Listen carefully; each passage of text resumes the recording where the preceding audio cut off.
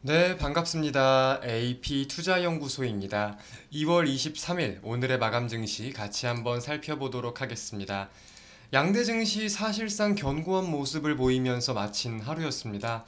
코스피는 0.89%, 그리고 코스닥은 0.61% 양대 증시가 상승하는 모습을 보였는데요. 오늘 좀 특이점이라고 할 만한 내용이 있다고 생각을 한다면은 아시아 주요국 징수는 모두 하락하는 모습을 보였다는 점이에요. 일본은 니케이가 1.34%, 홍콩 항생지수 0.35%, 중국 상해종합이 0.11% 거진 약보합세이긴 한데 상승하는 기류를 보이다가 다들 다시 낙폭을 좀 확대시키면서 마감이 됐다는 점을 우리가 살펴볼 수 있는 상황입니다. 그런 상황 속에서 우리 국내 증시 유일하게 좀 상승하는 흐름을 보였는데 국내 증시에 오늘 어떠한 이벤트가 있었죠? 오늘 한국의 금융통화위원회가 개최가 되고 한국이 기준금리를 동결하겠다고 밝혔습니다. 동결. 7차례 기준금리를 계속해서 인상을 시켰는데 이걸 동결을 했어요.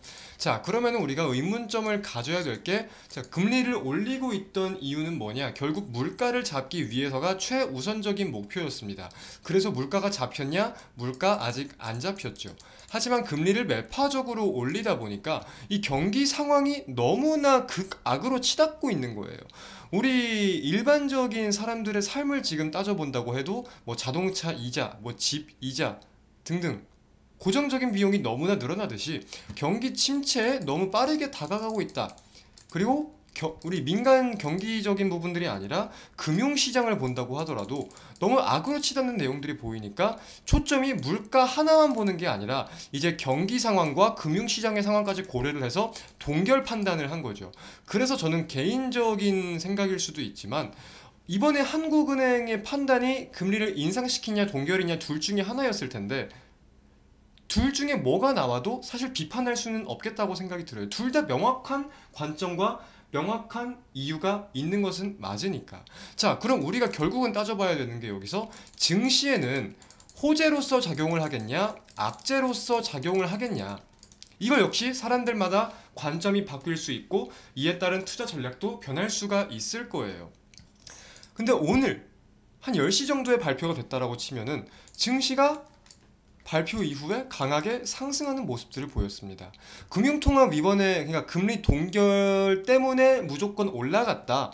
이렇게 말을 할 수는 없겠지만 당장 악재로서 풀이가 되지는 않고 있는 것 같다라고 생각을 할 수 있는 게 증시가 오른 내용도 일부 부분은 좀 연관을 지어볼 수 있겠죠.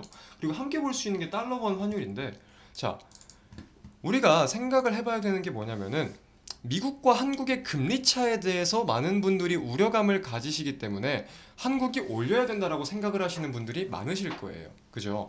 자, 근데 미국은 지금 최종금리 상단을 더욱더 높이는 기조들이, 그런 분석들이 보이고 있는 가운데 한국은 동결을 했다라는 거는 최종 이 기준 금리 차이가 더욱더 벌어질 수 있는 가능성을 사실상 시사하고 있는 거잖아요. 그죠? 그러면은 미국 간단하게만 생각을 해봐서 미국은 금리도 높고 국채 수익률도 되게 높아. 금리가 높아서. 근데 한국은 기준금리가 미국이랑 차이가 많이 나네? 그러면은 한국은 뭐 국채 수익률도 별로 미국보다 높지도 않고 큰 메리트가 없어 보여. 이렇게 우리가 따져본다고 하면, 간단하게 1차원적으로 따져본다고 하면은 한국의 메리트를 잃고 미국의 메리트가 강해지는 거겠죠. 그러면 사람들이 원화를 갖고 있기보다 달러를 많이 가지려고 할 거고, 이거는 달러원 환율이 상승하는 내용. 즉 달러가 강세를 보이고 원화가 약세를 보이는 주요 요인으로 자리를 잡아야 이치가 논리가 맞는 거겠죠. 근데 오늘 달러원 환율 움직임 큰 폭이 하락을 했어요. 1306원까지 가려고 했던 게 1295원을 하회하는 모습까지 보였어요. 금리 발표 이후에. 여기에 대해서 우리가 따져볼 때 이창용 하는 총재의 발언들을 좀 생각을 해봐야 될 것 같아요. 어떤 내용들을 말을 했냐면, 물가 상황, 우리가 하는 역시 인플레이션 목표치를 잡는 게 2%예요. 2%인데 아직 많이 멀었죠. 그래서 2%까지 무조건 갈 수 있겠다라는 기조가 보인다면 금리 인하를 할 수도 있겠지만, 그게 아니면은 금리 인하를 하기 힘들다. 그리고 지금 동결하는 것도 맞고 지금 사태를 유지하는 것도 맞다. 하지만 언제 다시 올릴지도 모른다. 고금리 현재 상황을 유지하겠다는 걸 시사하면서 추가 인상에 대한 시세를 남겨놨단 말이에요. 그래서 결국 따라갈 것이다라는 해석이 지배적이었는지, 아니면 한국의 고금리 자체적으로 그리고 더욱 올라갈 수 있는 내용의 베팅을 하면서 원화가 강세를 보였는지, 이런 포인트에 대해서 우리가 따져볼 필요가 있는 것 같아요. 그래서 달러원 환율이 이렇게 약세를 보이고 국내 증시 투자 환경이 좀 우호적으로 변하면서 증시가 상승을 보였다. 사실상 근데 뭐 수급적인 부분을 체크해 볼 때 외국인의 현물란을 보면은 큰 의미 없는 수급입니다. 코스피는 100억 매수, 코스닥은 90억 매도인데, 뭐 수급 자체가 굉장히 거래 대금이 많이 둔화됐다 보니까 큰 의미를 가질 수는 없을 거예요. 근데 선물 매수세가 4,400억 가량 들어왔다 보니까 이런 점에 대해서 증시 상승에 대한 좀 견인이 되었다 살펴볼 수 있겠고, 코스닥이 오늘 코스피보다 좀 상승폭이 둔화됐죠. 코스피 0.89, 코스닥은 0.61. 지금은 큰 차이가 안 났는데 아까는 좀 큰 폭의 차이가 났었어요. 고가 기준으로 보면 코스피는 1.32%까지, 그리고 코스닥은 지금이 고가예요. 0.78%까지 갔다 보니까 큰 차이가 났는데, 코스닥에서 이제 에코프로 형제가 최근에 계속되는 강세를 보이다가 어느 정도 조정을 받는 흐름들이 보였어요. 그래서 상승폭의 차이가 있었다라는 점 살펴볼 수 있겠고, 반대로 또 코스닥이 다시금 치고 올릴 수 있던 게 이제 AI 관련주들이 계속 좀 강세를 보이고 있다 보니까 이런 개별적인 요인들로 인해서 말 그대로 개별화 장세가 보인 하루였다라고 생각을 할 수 있을 것 같습니다. 그래서 호재다 악재다를 당장 우리가 판단을 하기보다는 이 결정으로 인해서 투자 환경이 당분간 한 일주일간은 어떻게 변하는지 체크해 볼 필요가 있을 것 같아요.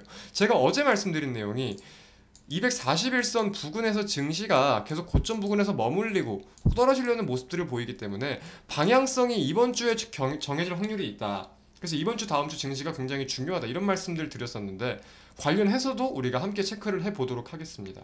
이 시각 미국 선물, 미니 선물은 지금 좀 상승하는 기류를 보이고 있는데 미국 증시 흐름이 어떻게 될지 한번 지켜보면서 내일 영상으로 또 찾아뵙겠습니다. 감사합니다.